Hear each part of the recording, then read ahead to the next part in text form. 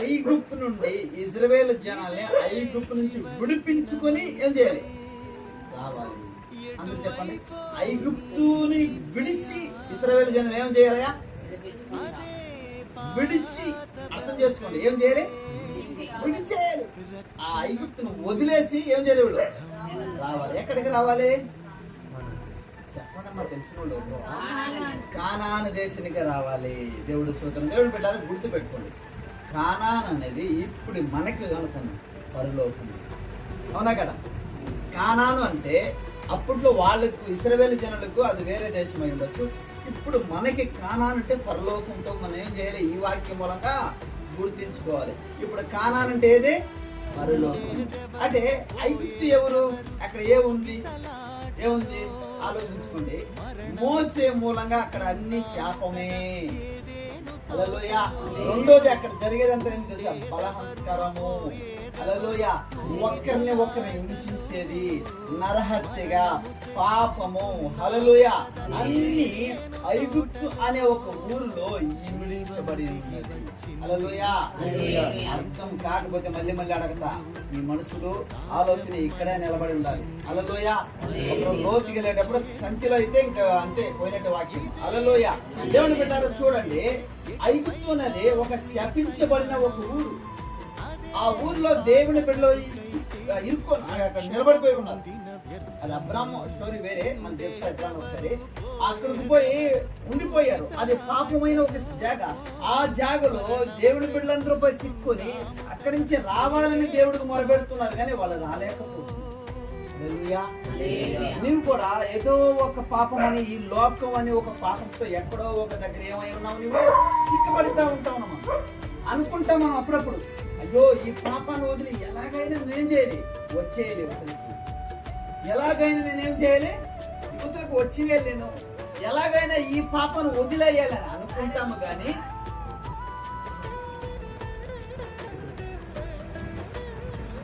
హల్లెలూయా. దేవుడి స్తోత్రము. దేవుడు మిమ్మల్ని దీవించిన కాక. హల్లెలూయా. అర్థమైందని చెప్పండి మళ్ళీ. వచ్చినట్లే మనం పాపం చేయొచ్చు. ఎవరన్నా వచ్చేవాళ్ళు ఉంటే ఒకరు లేట్గా స్టార్ట్ చేస్తాం. ఓకే, దేవుడి స్తోత్రం. వచ్చేసారు కదా, దేవుడు నేను నిండుగా ఆశ్రయించారు. హల్లెలూయా. ఇంకెవరు రారు కదా, దేవుడు వాళ్ళు వచ్చేవాళ్ళు ఉంటే దేవుడు ఆశ్రయించారు. అక్కడ నాకు కన్ఫ్యూజ్ అయిపోతుంది. హల్లెలూయా. దేవుడు బిడ్డలారా ఉంటే ఆలోచించండి. ఐగుప్తు అనేది ఈ లోకం. హల్లెలూయా. ఈ ఐగుప్తు అనే ఈ లోకంలో నేను ఏదో ఒక పాపంతో సిక్కబడినాను, అవునా కాదు? హల్లెలూయా.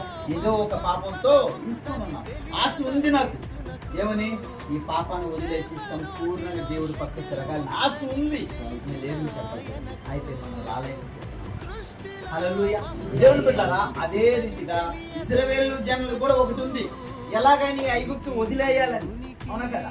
అయితే వాళ్ళ వల్ల కాక దేవుడు ఒక దైవశాఖను పంపించాడు. ఆయన పేరే మోసే. హల్లెలూయా. దేవుని బిడ్డలారా, పోయారు మోసే గారు, అనేక అద్భుతకర కార్యాలు చేశారు. నీళ్ళని రక్తంగా మార్చారు. హల్లెలూయా. అక్కడ పెద్దవారు వాళ్ళందరూ కుటుంబాలందరూ సావును పరిచయం చేశారు. ఎలాగా ఒక్కసారి దేవుని వాళ్ళు ఏం చేశారు? విడిపించుకొని ఎక్కడికి వస్తున్నారు? పరలోక రాజ్యానికి వెళ్ళాలి, అంటే కనానికి వెళ్ళాలి. వాళ్ళు వస్తా ఉన్నారు. దేవుడు వాళ్ళకి ఫస్ట్ చెప్పిన మాట ఏం తెలుసా? నీవు సమృద్ధిగా క్లీన్గా ఐగుప్తును వదిలేసేలా నా దగ్గరికి అన్నారు. ఏం చేయాలి? ఐగుప్తు ఉంటే, ఇందాక చెప్పిన ఐగుప్తు ఉంటే ఏంటి? పాపము, శాపము, ఇంకొకరి మీద హృదయములో ఏదంటారు కలంకములు, హల్లెలూయా, మచ్చర్లు. వీళ్ళు బాగుంటే ఒకసారి, వీళ్ళు బాగలేని ఇంకొకసారి. హల్లెలూయా. ఇలా ఒక్కరి పైన ఒక్కరు అర్థం కన్నಡ. ಇನ್ನೊಬ್ಬರ ಮೇಲೆ ಗುರು ಬಿಟ್ಟೋದು, ಇನ್ನೊಬ್ಬರ ಮೇಲೆ సాడి ಹೇಳೋದು, ಇನ್ನೊಬ್ಬರ ಮೇಲೆ నింద ಹೇಳೋದು, ఇలాంటిదన్నీ ఎలాంటిది తెలుసా? హల్లెలూయా. ఈ ఐగుప్తులని దేవుడు ఏం చెప్పాడు తెలుసా? అది క్లీన్ గా వదిలేయి. అది పాపము, శాపము వదిలేసిరా, పరలోక రాజ్యానికి వెళ్ళాలి, అంటే కానానికి వెళ్ళాలి అని సంపూర్తిగా దేవుడు పిలిచాడు. హల్లెలూయా. దేవుడు బిడ్డలారా, ఇదే స్థితిలో నీవు నేను ఈ లోకంలో ఎదుర్కొ ఉన్నప్పుడు దైవ సేవకుడు అనే ఒక దైవ సేవకుని పంపి మనకు రక్షణనిచ్చి ఆయన అన్నాడు, ఈ పాపాన్ని వదులుకొని నీ రా చర్చికి పరలోక రాజ్యం మనకు ఉంది అని దైవ సేవకుడు ఎవరో ఒకరి మూలంగా మనం కూడా ఏమయ్యాం, రక్షించబడ్డాం. అవునా కదా? హల్లెలూయా. దేవుడు ఇశ్రాయేలు జనంతో ఒక మాట అన్నాడు, వద్దు వదిలేయ్ వచ్చేయి అన్నాడు. మనతో కూడా అన్నాడు, ఈ లోకం అనే ఆశల్ని వదిలేసి దేవుడి దగ్గరికి రా. హల్లెలూయా. ఇశ్రాయేలు జనం వదిలేరా? తెలుసు కదా సబ్జెక్ట్ అమ్మా. ఇశ్రాయేలు జనం వదిలేరా? చూడండి దేనికి పోట్లాడుతున్నారు తెలుసు వాళ్ళు. చూడండి మనకు ఒక అద్భుత కార్యం చెప్తాను. వెనకేమో ఫారోన్ సైన్యం తరుపుతాం, ముందుకేమో ఎర్ర సముద్రం నిలబడింది. ఏ పక్క వెళ్ళాలని అలివి కాదు, ఏ పక్క వెళ్ళాలని అలివి కాదు. ఈ రోడ్డుని వెళ్ళాలని దేవుడు చెప్పాడని మోసి తీసుకొచ్చేసాడు. దేవుడు చెప్పాడు ఈ రోడ్లోనే వెళ్ళాలి నువ్వు అని చెప్పాడు దేవుడు. ఆ రోడ్లోనే వెళ్ళమంటున్నారని ఇంకా అందరూ ఆయన ఫాలో చేసి వచ్చేసారు. అక్కడికి ముందుకి ఎర్ర సముద్రం, వెనక చూస్తే ఫారో సైన్యం. అక్కడికి వచ్చి దేవుడు చూడండి, అక్కడ ఐగుప్తులో ఉండేటప్పుడు ఎన్నో అద్భుతాలు, ఎన్నో మహత్కార్యాలు దేవుడు వాళ్ళకి చేశాడు. ఎందుకు చేశాడు చూడండి. అక్కడ జరిగే ఒక్కొక్క సబ్జెక్ట్ బాగా అర్థం చేసుకోండి. ఫారోను ఫస్ట్ సరే ఒక అద్భుతం చేసినప్పుడు పంపిస్తేస్తాను అంటాడు. మళ్ళీ దేవుడే ఫారోను హృదయాన్ని కఠినపరుస్తాడు. ఎందుకు కఠినపరచాలంటే నా బిడ్డలు నా మధ్య కంప్లీట్ గా తెలుసుకోవాలి అని వాళ్ళ హృదయాన్ని కఠినపరుస్తారు. అలాగా అనేక అద్భుతం చేసేటప్పుడంతా వాళ్ళ హృదయాన్ని కఠినపరుస్తానే ఉంటాడు. ఎవరి హృదయం? ఫారో హృదయం. ఎందుకు? దేవుడికి ఇశ్రాయేలు జనాలకి దేవుని మహిమ ఎలాంటిదని బయలుపరచబడాలి, వాళ్ళకి అర్థం కావాలా అని చెప్పుకుంటారు. హల్లెలూయా చేస్తారు. ఇన్ని అద్భుత కార్యం చేసిన ఎర్ర సముద్రముని వెనక ఫారోను సైన్యం చూసిన ఒక దేవుని బిడ్డలు ఒకే ఏడుపు. మేము అక్కడ ఉంటే కొట్టి ఏమన్నా ఇస్తా ఉన్నారు, ఇప్పుడు ఈ సముద్రంలో ముంచి నాడు సంపుడికి తీసుకువచ్చావా దైవసేవకుడా అని ఒకటే ఏడుపు. హల్లెలూయా. దేవుడు చెప్పింది దైవసేవకుడు ఎందు నిమిత్తం నేను చెప్తున్నా అంటే ఆలోచించాను. హల్లెలూయా. నీవు రక్షింపబడ్డావు, పాపాను కంప్లీట్ గా వదిలి రామన్నావు. అయితే వాళ్ళు ఏం చేస్తున్నారు తెలుసా? పాపము ఇది పాపం సంకలో పెట్టుకుని వస్తున్నారు. హల్లెలూయా. ఏం చేస్తున్నారు? నేను దేన్నైనా వదులంటే వదలను, నా పాత స్వభావం వదలంటే వదలలేదు. బయటికి అడుగు పెడతాం, పోయేటప్పుడు పిల్లి అడ్డం వచ్చిందా నీళ్ళు దగ్గర వస్తాయి, పిల్లి అడ్డం వచ్చింది పాత స్వభావం. హల్లెలూయా. నెక్స్ట్ తెలిసింది ఇంకా చాలా ఉన్నాయి.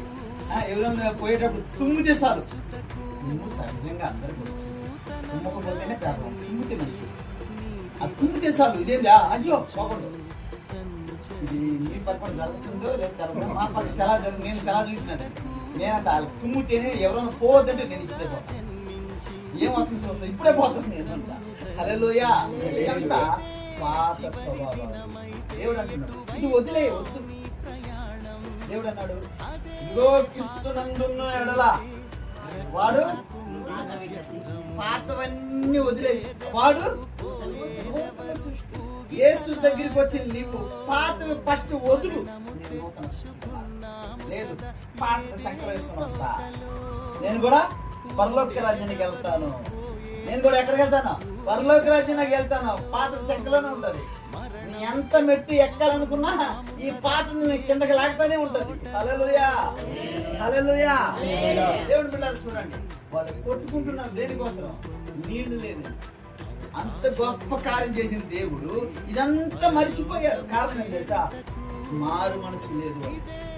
ఆశ ఉంది పోవాలని, నేను కూడా కానాను దేశానికి అక్కడ సుగంధరించుకోవాలి, నాకు ఆ దేశం కావాలని ఆశ ఉంది. కానీ ఏం లేదు, వాళ్ళకి మారు మనసు లేదు. పాపాన్ని శాపాన్ని వదిలేసి ఐగుప్తులో రండిరా నాయన అంటే ఈయన అంటాడు నేను అదంతా వదలను, తీసుకొని వస్తాను. వాళ్ళు చూడండి శోధించేటప్పుడంతా ఒక మాట అంటారు, ఐగుప్తులో ఉంటే బాగుంటారు. ఎక్కడ ఉంటే చాలా మంది అంటారు ఎందుకురా ఈ దేవుడు నమ్ముకున్న పంచి కష్టాలు ఎక్కువైపోయింది, ఈ దేవుడు నమ్ముకుని శోధనలు ఎక్కువైపోతున్నాయి. ఫస్టే బాగుండింది నాకు, ఎప్పుడు దేవుడు నమ్ముకోక ముందే బాగుంది. ఇప్పుడు ఎందుకు ఈ కష్టాలు? హెచ్చరిక, ఇది పాత స్వభావం. హల్లెలూయా. ఇది పాత స్వభావం. దేవుని బిడ్డలారా, దేనికి వాళ్ళు పోట్లాడుతున్నారు తెలుసా? గుర్తుపెట్టుకోండి. మాంసం లేదంట వాళ్ళకి. ఏం లేదంటయా? మాంసం కొన్నా ఎవరున్నా ఏడుస్తారా? ఆలోచించుకోండి. తినేదానికి ఫుడ్ లేదంట. ఇప్పుడు ఉండేది రుచిగా లేదంట, ఇంకా రుచిగా కావాలంట వాళ్ళకి. ఇప్పుడు వచ్చే సిచ్యువేషన్ ఏంటి? యుద్ధాలు వస్తున్నాయి, ముందు ఎవరు చంపేస్తారా, ఎలాగ దేవుణ్ణి ఏడుకోవాలి అదంతా లేదు వాళ్ళకి. నాకు ఇప్పుడే మాంసం కావాలి, మోసే తీసుకొస్తావా, లేదు మళ్ళీ వెళ్ళి అక్కడ ఉంటే ఎవరో ఒకరు ఏం చేస్తూ ఉన్నారు, ఏదో ఒకటి ఇస్తా ఉన్నారు. ఇక్కడికి వచ్చి మీకు మాంసంలో కూడా చంపిస్తున్నావు, నీకు ఇస్తావా లేకపోతే మేము పోయేది. హల్లెలూయా. హెచ్చరికగా ఉండండి. ఇప్పుడు కూడా అదే సిచ్యువేషన్ జరుగుతూ ఉంది. ఎలాగ తెలుసా? యుద్ధాలు జరుగుతూనే ఉన్నాయి. అయితే మనం దేని గురించి ఆలోచిస్తాం తెలుసా? మనం ఎక్కడ ఆత్మలో కింద పడిపోయామో దాని గురించి ఆలోచన లేదు, ఎక్కడ దిగజారిపోతున్నావు దాని గురించి ఆలోచించలేదు. హల్లెలూయా. లోకాల్లో నేను ఎలాగ జీవిస్తున్నానో, లోకంలో ఇది కావాలి అది కావాలి అది కావాలి, లోకాశలు జాస్తి. అవునా కదా? హల్లెలూయా. ఎట్లా పోతా ఉంటే మనం చర్చి దిక్కేపల్లి కదా, దాన్ని ముందు పోతుంటే ఒక ఆయన కడుతున్నాడు ఇల్లు చూస్తే ఒక ఆలోచన వచ్చింది, రేపు ఎల్లుండి దేవుని రాకట వస్తుంది కదా, ఏమవుతుంది ఇదంతా? ఎందుకు కట్టుకుంటూ ఇప్పుడు పోయి యుద్ధాలు జరుగుతున్నాయి, దేవుని రాకట రాబోతుంది, వీళ్ళందరూ ఎందుకు కట్టుకుంటున్నారు అర్థం కాలేదే అని మనసులో నాకు అనిపించింది అప్పుడు. హల్లెలూయా. హెచ్చరిక ఉండాలి, హెచ్చరిక ఉండాలి. పాతది గతించిపోవాలి. మనం పాతది ఎంట పెట్టుకుని పోయామనుకో, నీకు పరలోక రాజ్యం చేరేరా. ఇశ్రాయేలు జనాలు పురుషులు మాత్రమే 12 లక్షలు అంట, బెడ్లో ఉన్నారు, ఇంకా లేడీస్ ఉన్నారు. పురుషులు మాత్రమే 12 లక్షలు, ఒక్కరు మిగల్లా. ఒక్కరు పోలే. సరే, ఇద్దరు పోయారు, ఒకరు కాలేబు, ఈ ఇద్దరు వదిలితే అంత 12 లక్షల జనాల్లో ఎంతమంది పోయారంట? ఇద్దరు పోయారు.